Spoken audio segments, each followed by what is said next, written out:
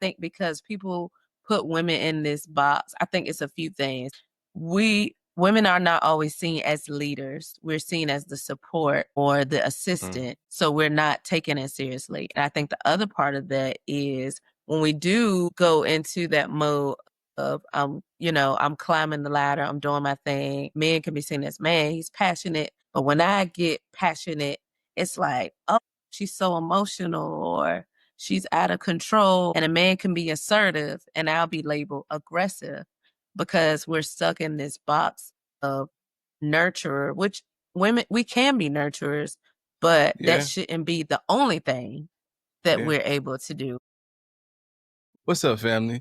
Welcome to the podcast. Tonight, I'm joined with my lovely co-host, Miss Kelly, and tonight we're going to be talking about something that's really touchy. You hear a lot of arguments about this topic, and the topic is, do male and female jobs still exist in 2025? Oftentimes, you hear people say that, oh, that's a man's job. That's a woman's job. But again, things have changed in 2025. So we're going to be talking about some of the things that are different and some of the things that maybe haven't changed in 2025. Okay, so according to a couple statistics, they say that women earn 81 to 41 cents on the dollar compared to men in 2025. Is that a statistic that shocks you, Kelly? Actually, it doesn't shock me. One of the big things that I think I see in my field and even talking with my friends is how they either found out that a man doing the same job or a lesser job was making more than them, or their offer was was laughable compared to men that they know that do the same job or something very similar. So unfortunately, it is not surprising at all. Why do you think that is, though? Like, in this day and time, I feel like I would have thought, so I guess the statistics show, but I would have thought that women and men were more equal than ever now in today's time. Like, what do you think drives that? Right. I think, unfortunately, women have been seen from a different viewpoint. So women are seen as weaker. Women are seen as not as educated, even though women, especially Black women, are some of the most degreed and educated people in the United States and globally. But for whatever reason, a narrative has been put forth that women aren't as educated, women aren't as capable, and women aren't as knowledgeable about things as men are. And it's something about that power struggle where men can do certain things that women can't, and it kind of boxes us into what people may refer to as the glass ceiling and things like that. What are your thoughts on it? Well, if that is the case, I know I disagree with it. I'm one that thinks that the guys might get mad at me, but I really think women could do most of the things that men do probably better, just because I see women out and about. Even in my field, I do work in the area construction, so it's predominantly male. Since I've been there over the last 18 years, females have started to get into more management roles. And even when I was a manager, I noticed that the female managers are always more put together. They're always more on schedule, and they're always on time, opposed to the males, not so much. Even to the point where I don't want to put them in the assistant role, but when it comes to scheduling and things like that, I can't even try to compete with what a woman could do when it comes to scheduling and things of that nature. So I don't understand why men think that. I think it's because, when you start moving up the ladder, maybe it's because it's aggression. And I can't say that because, again, I was in management, and it seems like it's dog eat dog once you start climbing the ladder. So a woman up there, they might not be as ferocious, but they might not be as hard on a woman. So maybe that's why they don't want them up there, because I know a lot of people don't want to see women move up. And I think maybe that could be the cause. What do you think? I agree. I think part of that goes back to like traditional gender roles, maybe, like in the past, how things have been where women were in more domestic roles, like taking care of children, working in homes, cleaning, cooking, doing things like that. And now that women have had the ability, even I think this year they celebrated 50 years of women being able to, not pretty recently, we celebrated 50 years of women being able to buy a home without a man Mm, co-signing or without a man also being on the deed. yeah, So that's kind of yeah. that's 50 years. That is crazy. Like That's if just you been think 50 about years it, ago. yeah, that's not Crazy. that long ago at all. So So, women being kind of put into a box, where we can only do certain things. And I think that has been culturally set. So women have been put into a space where society has told us this is what you can do, this is what you can't do. And as we look over history, especially Black women, have been put into domestic roles as housekeeper, as nanny, as, whatever kind of checks that box. So when we try to break out of it, it's like, wait a minute, what are you doing? mm-hmm, It's like mm-hmm. you're going too far or you shouldn't be in that space. So you already have a negative lens put on you, or people already trying to figure out what you're trying to do because this is not what they are used to. So people have a hard time accepting women in certain roles. It's funny you said it's just been 50 years and you spoke about the Black woman. Honestly, like even back in the day, the Black woman been working hard for a long time. For example, my mother-in-law, she talks about the old times, how her mom and dad, they was sharecroppers and things like that. But the women were in the field with the men and still had to come home and do all the household chores too. So women have been really, Black women have been strong throughout and always been a pretty strong part of the family. The man But just goes to work and is like, you go to work, come home, and that's really the role we hear. And I get it, work is hard when you got to come home and deal with a lot of the home duties too. Again, I am a father, and some days I come home, pick them up from school, take them to karate, feed them, bathe them, do the homework. And that's my routine. So I know that's work. You have no minutes to yourself. But that right. was what, back in the day, the Black woman that was in the field with the others was doing every day. Women have been strong, especially Black women has been strong for a moment. So I mean, have been strong for a minute. So I'm not sure even why they even be hating on them. I don't want Right. to say that's the best word I got. Hating on them. No, that's true though. That's probably the best way to say it because they've been in those roles working hard, but the label has been slapped on as if that work is not meaningful or it's Mm, less than what somebody else does. So it's same amount of work or in some spaces more work. Even like when you were talking, it made me think about housewives mm, or domestic women that work in as domestic engineers. So mm. what they do Domestic is engineers. that's what I like to call them because what they do Mhm, all day is manage the home. So they cook, they clean, they wash the clothes, they make sure everything is in order. And that's a lot of work because it is not a 9 to 5. It's not a 3 to 11. It's not a 7 to 3. You have to be on almost 24/7 at in that role, which, like you said, it doesn't leave time for yourself. It doesn't leave time, any really real downtime because you're at mhm. home all day. And if you have a husband, significant other, you still have to be on when that person gets home. So often people push that role to the side when, if you look at it, if you compare salaries to like a nanny and a teacher and a chauffeur and a chef, their salary would be off the charts because of all the roles that they're engaging in and putting work into. But because of the stigma or, kind of the box that role has been put into, it's been treated as less than when really often those women and those people are the ones that are able to keep the household going. And if it wasn't for them, things would be all over the place, to be honest. So let me ask you a question. Do you think there is a such thing as a job for a man and a job for a woman in 2025? Me personally, certain things, and they might chop me up for this, but certain things I would prefer a woman to be doing and a man to be doing. Prime example, these little things like I had dreads at one point. I had cornrows at one point. If I'm going to the shop to get my hair done, I do not want no big man all up in my head to do my hair. That I ain't really feeling that. So I might be nitpicking little stuff, but certain things like that, I don't think, a man should be in there. He ain't gonna be on my head. It's just certain things.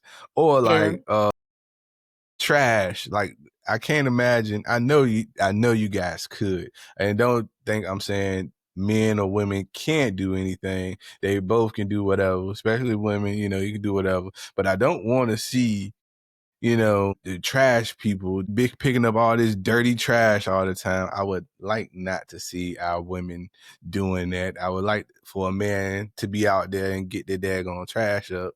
But imagine them riding around in the garbage truck. So I just say I got a preference, I guess. I guess it might sound bad, but I would say I still have some type of chivalrous preference on certain jobs. Now, if it's all about, making your money, come on. I definitely think they can make the same money. Women can make the same money as men, probably do it better. But the manly man in me that don't want to see women doing certain things to degrade themselves, I probably would, still say certain jobs that I would like to see a man do and a woman do. What say you to that? Yeah, I think, like you said, everybody has preferences. So I think that women could do whatever they want, men could do whatever they want. I think it does boil down to preferences as well as even looking at the pay thing. If you have a woman and a man doing the same job, they should be paid based on their experience, based on their education, versus, oh, she's a woman, she's going to make 70 cents. He's a man, he's going to make $1. Like, That's the should still gender be the shouldn't same. make a difference. They should get the same pay. And I do agree, because women are just as capable. If we could be honest, biologically, obviously, we're different. When men and women are built differently, that's just biology. So, because one thing, like when you're talking, like my granddad, he would never let us take out the trash. Like we could not take the trash Yeah. out, and we couldn't take the trash Yeah. can around the front for the trash man. Right? I'm gonna get That was just mad. I'm gonna something. get mad. I'm gonna get mad. My wife she was doing it herself at one point, and when we moved in together. She took the trash out. I said, "Don't do that no more."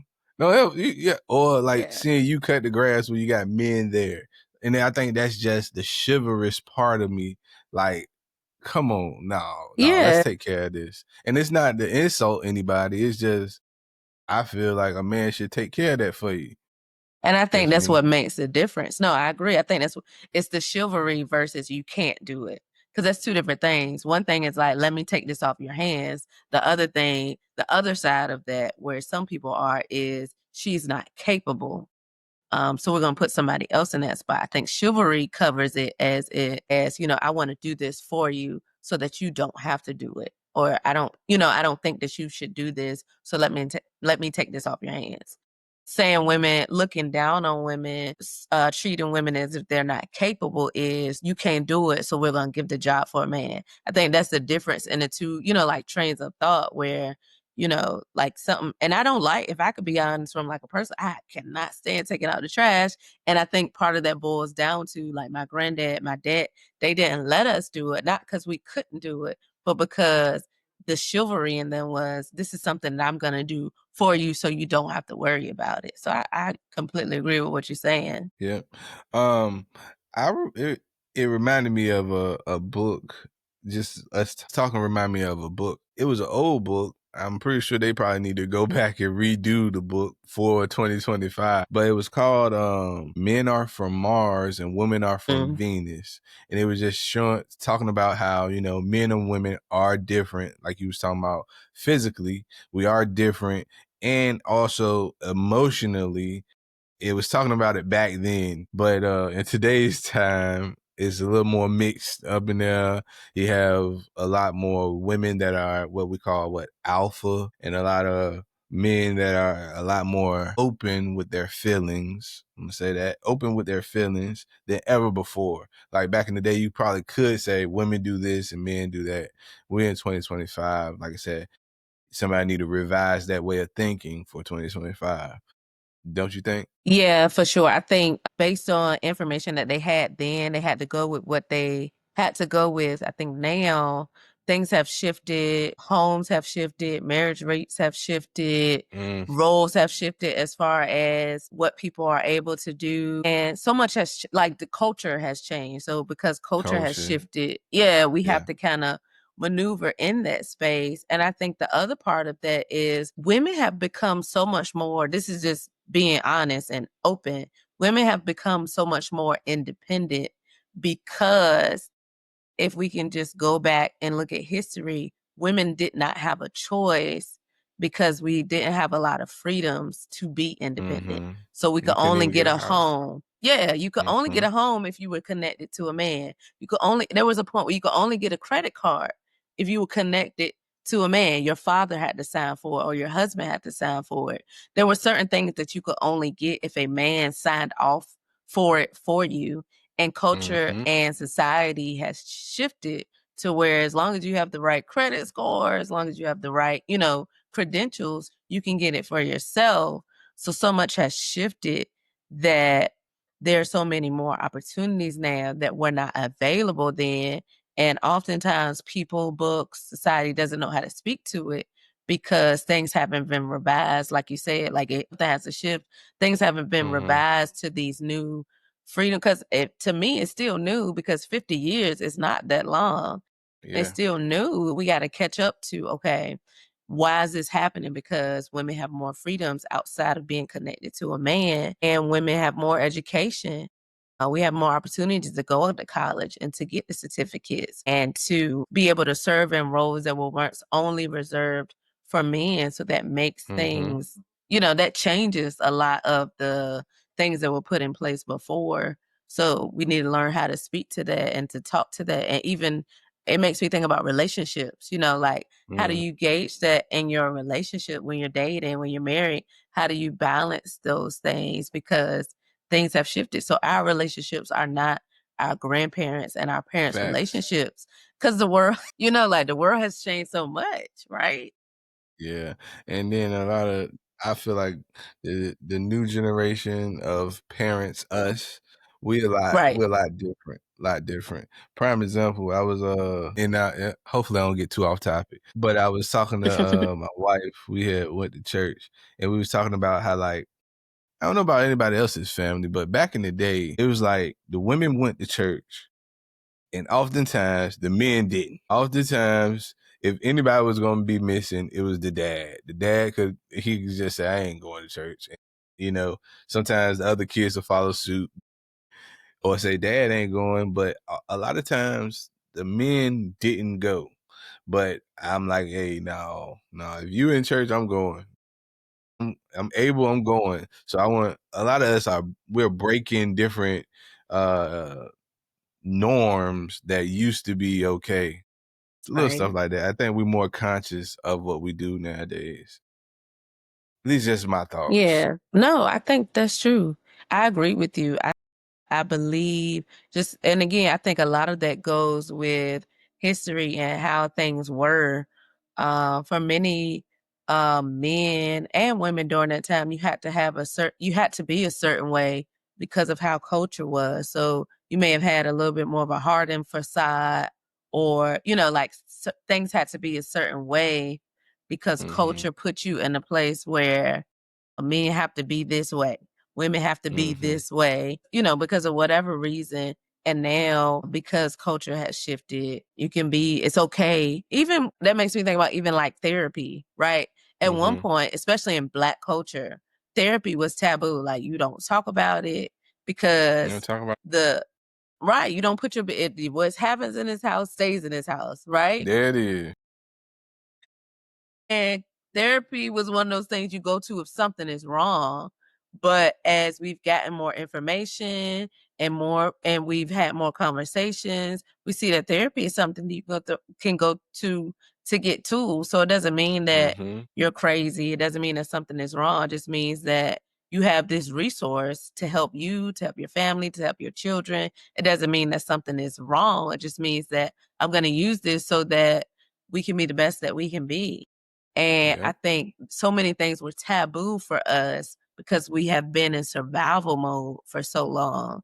Then now we have these luxuries. What were luxuries during that time of therapy and counseling and being like, I will go with my family to do this because I don't have to be the the man that works every day and is only off on Mhm. Sunday because now my wife is working too. We have two incomes in the house. Like so much has Yep. shifted to where Yep. we can all go together because I'm not just drained from the week because we're both working or because maybe I work from home now, or whatever it may be. We have those what probably our ancestors and generations before us would consider luxuries. We have access to, so it kind of changes the playing field for us, so that we're able, like you say, you can go to church with your wife and your children versus trying to recuperate because you got to go back to work Monday. Mhm. Mhm. All right. I agree. I agree. Everything you said.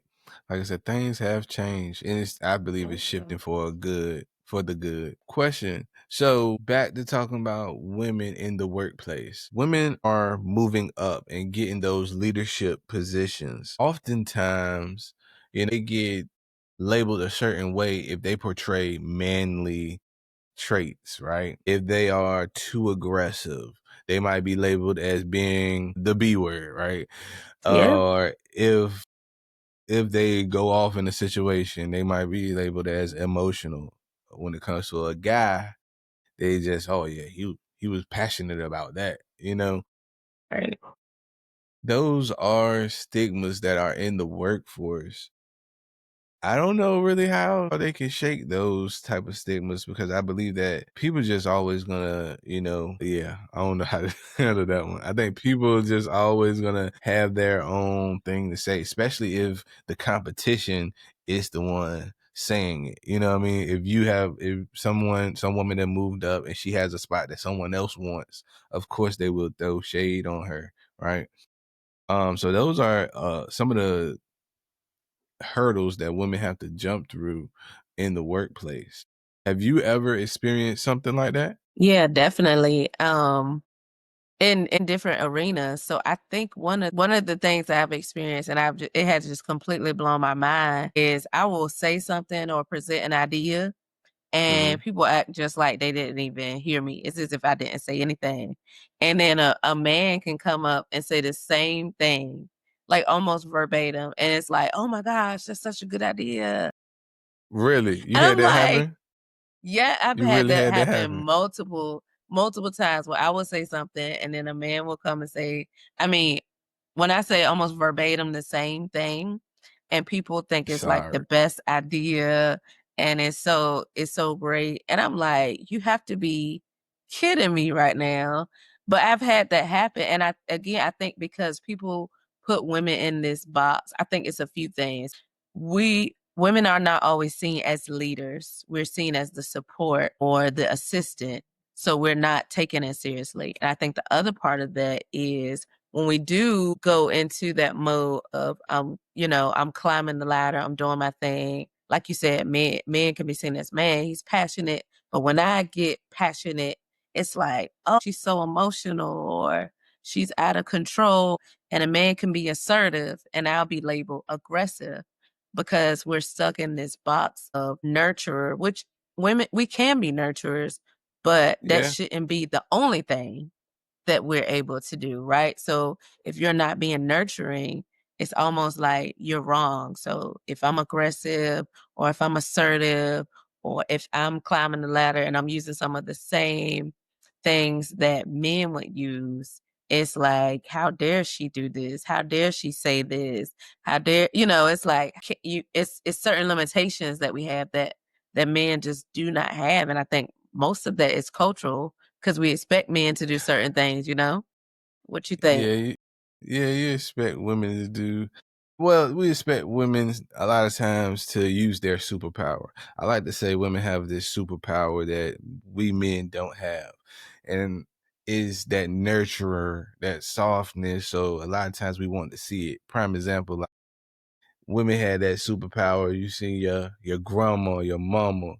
When you get hurt, you go run into them. All of a sudden, you hurt, you bleeding, but their embrace just makes you feel so good, right? A lot of times, us as men, we were once that boy, that young man or boy that had to go run and their mom coddled them or grandma coddled them. A lot of times they still want to see a woman as that softness, women using their superpowers. And that's just me kind of defending men just a little bit. I got you. Because again, I think women are like awesome for that. When they actually use that softness, that's the whole reason, certain men can't get enough of women because of that softness. That's the reason why certain men can have a whole nice family, but they go run out because they fell victim to that superpower that women have. And I would like to say that soft, or they might just be, have a lot of lust in them. But that softness is what really,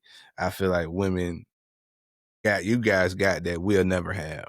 I'll never be able to hug a kid like a grandma hugs a kid or a mom hugs their kid. I've tried, but it's something about that motherly love that it is not going to be the same. So no, I feel you. So Yeah. men just like to see women in that arena.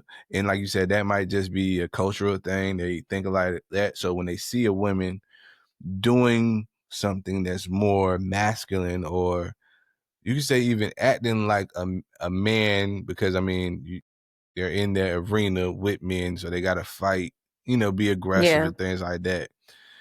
They're more turned off about it and might want to, nah, we don't want to deal with that. We don't want that in there. So it's some of that in there. So, and like I said, I ain't trying to defend men all the way doing nothing like that, but I would just say you guys, women have a superpower that we like to see and be a part of the superpower, which is the softness. And I think that sometimes shades the lens when you see a woman acting more aggressive. But I do think women are great leaders. I think, I believe if it wasn't for men, and I say men because a lot of times when women start moving up the ladder, or when women are in a highly dominated, male dominated workforce, the fact that she's a woman, the attractiveness and things like that kind of cloud certain men's judgment. And even if they don't, they might just have it in their head, oh man, she just got here because she looked like this, or she just got here because she would do this. I think if it wasn't for men, like, because at the end of the day, if that woman isn't doing any of that, it's the men that create the narrative of that. I think they could, like, you could rule you can run the country. I think we could easily run the country with women. But I think, again, us men, we like to see women in that softness, and it messes it up. Yeah. Get that. I could see that. No, I could see that. And I think that this is personal. I think that women should be able to operate in both. So there's a time and a place to be assertive and to go after things and to, like lay down the law. And then there's a time to be soft and to, I think often we get put in a place where it's like you have to either be one or the other when we really have the ability to be both. So locking us into one side kind of doesn't allow us to fully be ourselves. So there are moments when, I have to step up and be the leader and do this and do that. And there are other moments where I step back and I can be soft and I can, kind of almost like yield the floor to someone else because I don't have to operate in that assertive leadership space. So if we leave it, and ultimately, I also believe that we need both. So we need men and women to lead, and us being able to lead together and do things together. I think ultimately is what will lead to success for everybody. If we can operate together and know how to lean into your strengths and my strengths, we can do anything. Like we can accomplish anything if we maximize on each other's strengths and help each other with our weaknesses. So if we learn how to do that, It's, instead of always trying to figure out what's wrong with the other person, we could be a lot further. Mm-hmm. Because you're right. Men and women, we both need each other. Again, we both have superpowers. So, like, when you put them together, we really can be a force. And that's what diversity is all about. But you know how the government going right now with diversity. Make sure y'all go vote. If y'all watching this, make sure you Please, vote. Vote. And if please, you didn't vote, shame on you. Shame on you. please. Because we need that diversity. Absolutely. Okay, so what can we do? What can we do and can we encourage people to do if they see, people showing bias in the workplace?